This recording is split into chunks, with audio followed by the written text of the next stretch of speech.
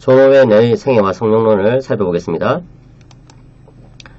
존 오웬은 1616년에 태어나서 1683년에 죽는데요. 그는 별명이 청교도의 황태자이죠. 여러분 이 그림이 보이는데 황태자처럼 보이십니까? 오웬은 옥스퍼드 가까운 마을인 세드햄에서 1616년에 태어나죠. 오웬은 12세에 옥스퍼드 대학에 입학합니다. 그래서 고전학, 수학, 철학, 신학, 히브리어, 랍비 문학 등을 배웠어요. 아주 일찍부터 이렇게 언어들을 많이 배운 것을 볼 수 있습니다. 고전학이라고 하면은 당연히 그 헬라어와 라틴어를 배우는 것이거든요. 또 오웬이 히브리어를 열심히 배웠는데 오웬은 히브리어를 매우 중요한 언어로서 강조한 것을 우리는 알 수가 있죠. 1632년에 16세의 나이로 문학사 학위를 받아요. 그리고 19세에는 문학 석사 학위를 받습니다. 참 열심히 공부했구나 하는 것을 알 수가 있죠. 10대 시절 오웬은 하루에 18시간에서 20시간 정도 공부했다는 그런 기록이 있습니다. 참 이런 것을 보면은 공부 열심히 해야 되겠구나 이런 생각이 들죠. 대주교 로드의 압박 때문에 오웬은 1637년에 옥스퍼드를 떠나서 윌리엄 경이나 러블레이스 경 등의 집에서 가정교사 및 가정목사로 지내면서 학업에 전념하였습니다. 그리고 오웬은 26살 때부터 책을 출간해가지고 이후에 죽을 때까지 80권 이상의 책을 저술한 것을 우리는 알 수가 있습니다. 오웬의 회심기를 잠시 말씀드리겠는데요. 이런 것들이 이 오웬의 성령론을 이해하는 데 또 중요한 측면이기 때문에 그런 것이죠. 오웬의 회심기는 아주 좀 흥미로워요. 어린 시절에 오웬은 신앙의 확신이 부족했습니다. 근데 1642년 어느 날에 이 회심을 체험하게 되는데 원래 에드먼드 칼라미가 설교하기로 되어 있던 교회에 오웬은 자기 친구와 함께 출석해가지고 칼라미의 설교를 기다리고 있었습니다. 그런데 안타깝게도 칼라미가 그날 설교를 못하게 되었어요. 뭐 다른 일이 있어서 그렇게 칼라미가 설교를 못하게 된 거죠. 그래서 다른 사람이 칼라미 대신해서 설교를 하게 됐는데 오웬의 친구는 야 뭐 저렇게 별로 안 유명한 사람 설교 듣지 말고 근처에 다른 교회로 가자. 지금 다른 교회에서 유명한 목사가 와서 설교한다더라. 이렇게 이야기하면서 오웬을 설득해가지고 다른 교회 가려고 했었어요. 근데 참 하나님의 섭리가 있었는데 오웬은 그러지 말고 이 교회에 남아가지고 전 목사님 설교를 계속 듣자 이렇게 한 거예요. 그런데 그 설교가 오웬을 바꿔놓은 겁니다. 그 설교 내용은 왜 두려워하느냐 믿음이 작은 자들아 라는 본문을 가지고 설교한 것이었는데 그 설교로 말미암아서 오웬은 깊은 신앙의 확신을 갖게 되었죠. 사실 그 설교자가 누군지 우리는 알 수가 없어요. 오웬이 그 설교자를 다시 찾으려고 노력을 했는데 그 설교자가 누구였는지 결국 알지는 못하게 됐죠.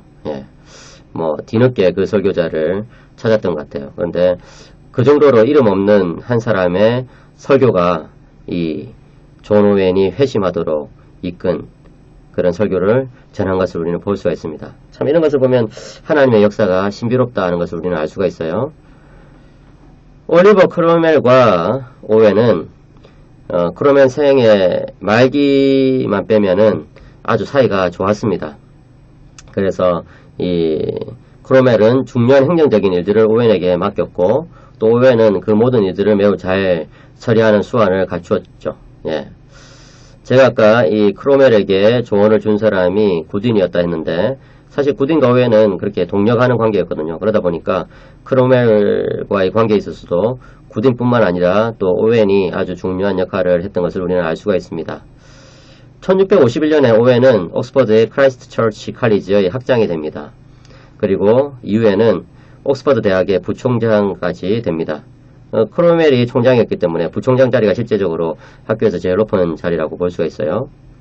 오웬은 참 문필가답지 않게 아주 또 행정적인 일을 잘 처리했던 것을 알 수가 있습니다. 보통 보면 이 글 쓰는 분들은 이 행정적인 부분에 있어서는 좀 잘 못하는 경우들이 들어있거든요.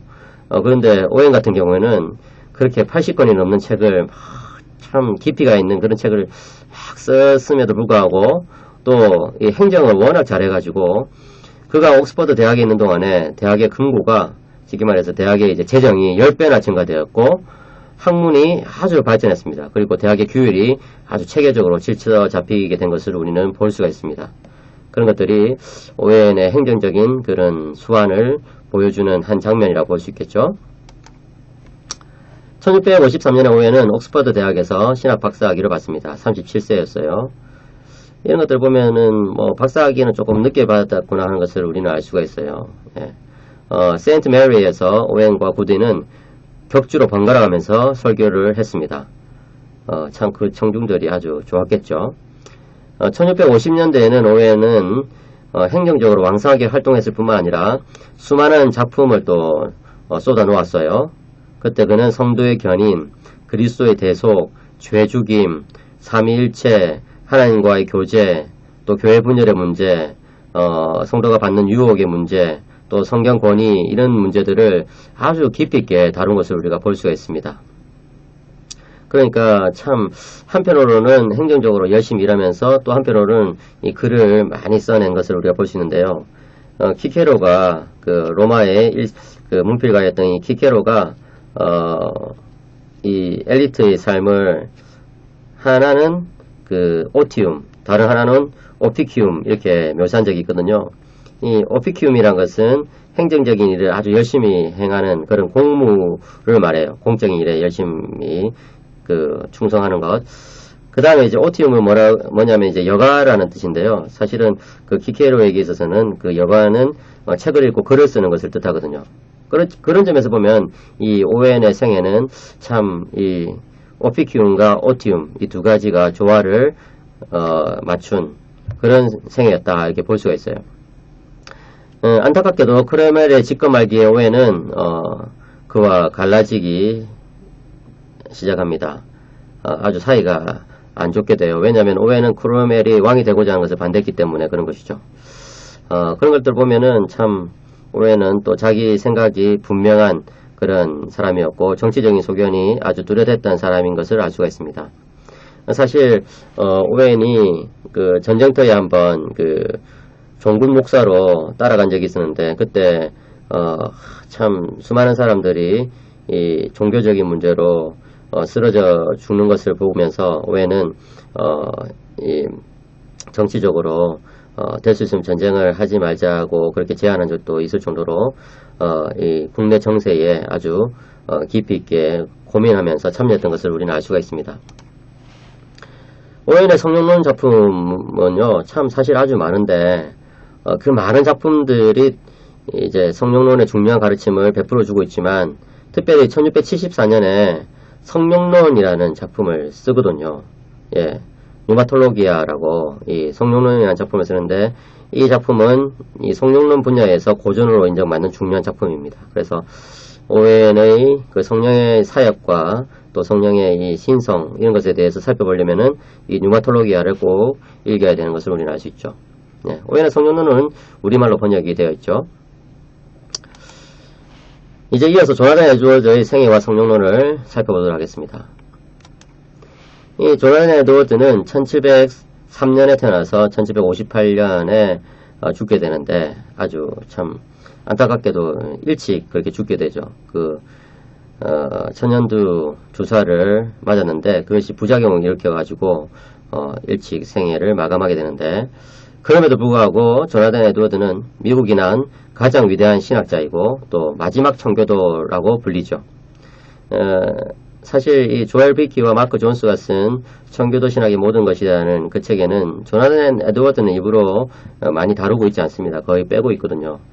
왜냐하면 주로 이제 그 잉글랜드와 스코틀랜드 중심으로 다루고자 이블로의 초점을 그렇게 맞췄기 때문에 그런 것인데요. 사실 에드워즈의 이 작품들을 우리가 참 주목해서 보고 또 깊이 있게 연구할 필요가 있죠.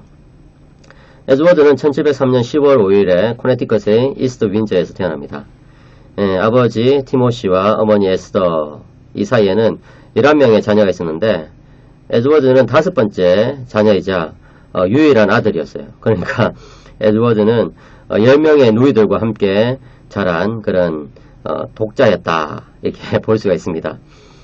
에드워드는 어릴 때부터 자신의 시간을 철저하게 관리한 것을 볼 수 있어요. 그리고 영적으로, 학문적으로 아주 잘 준비되어 간 것을 우리가 이제 알 수가 있죠.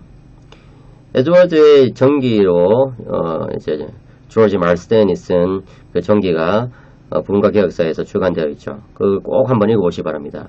조지 말스텐 교수님은 제가 칼빈에 있을 때 2번이나 수업을 듣고 이렇게 또 그분 강의도 이제 참여해서 듣고 이렇게 했는데요. 야, 정말 참 대단하신 분입니다. 그 말스텐이 쓴 이 에드워드 전기를 보면은 에드워드의 생애를 아주 잘 다루고 있을 뿐만 아니라 에드워드의 그 사상까지도 아주 잘 정리한 것을 볼 수가 있습니다. 사실 이 역사학자들이 어떤 역사적인 사실을 기술하는 데 있어서는 뭐 당연히 뛰어나지만 어떤 사상을 깊이 있게 천착하여서 소개하는 이런 일에 있어서는 좀 부족할 때가 많거든요. 그런데 말스텐 교수님은 참 그런 부분에 있어서 두 가지 모두 탁월하신 분이에요. 그리고 또 문체들도 아주 탁월하거든요. 그래서 이 조지 말스텐의 에드워드의 전기 그 꼭 한번 읽어보시기 바라는데 거기 보면 이제 10대 때 에드워드가 썼던 그 결심문 이런 것들이 또 유명하죠. 그 10대 때 썼던 결심문을 보면은 죽음에 대해서 아주 여러 번 언급하는 것을 우리가 볼 수 있어요. 그래가지고 참 인생의 마지막에 대해서 아주 자주 묵상하고 깊이 있게 묵상함으로써 남들보다 더 가치 있는 삶을 살기로 원했구나. 벌써 10대 말에 그런 것들을 결심했구나 하는 것을 우리는 알 수가 있어요.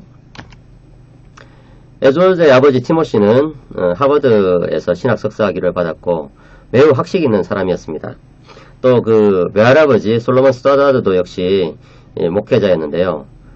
스터다드의 별명이 코네티컷의 교황이라고 불릴 정도로 아주 뭐 그 지역에서는 아주 그 탁월한 그런 목회자였습니다. 스터다드는 이 노샘턴 교회에서 60년간 목회를 했던 사람이에요. 그러니까 참 이런 영적인 분위기, 그죠? 그 외할아버지의 그런 어떤 아주 오랜 그런 목회 생활, 또 아버지의 아주 그 깊은 학식, 이런 영적인 분위기에서 에드워드가 많은 영향을 받았겠죠. 특별히 또 에드워드의 어머니 역시 매우 지적인 여성이었던 것을 우리가 알 수 있습니다.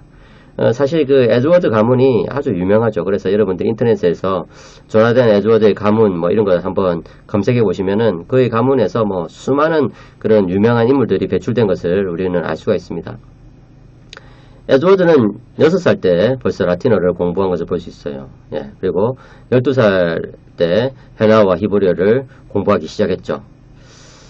1718년 그의 나이 만 13세가 되기 한 달 전에 에드워드는 예일 대학에 입학해가지고 문법, 수사학, 논리학, 역사학, 수학, 기하학, 천문학, 형이상학, 이런 것들을 이제 배운 것을 볼 수가 있어요. 또 윤리학이나 또 신학적으로는 칼빈의 신학, 오웬의 신학, 또 에임스의 신학, 또 마스트리트의 신학 이런 것들을 공부한 것을 우리가 볼 수가 있거든요.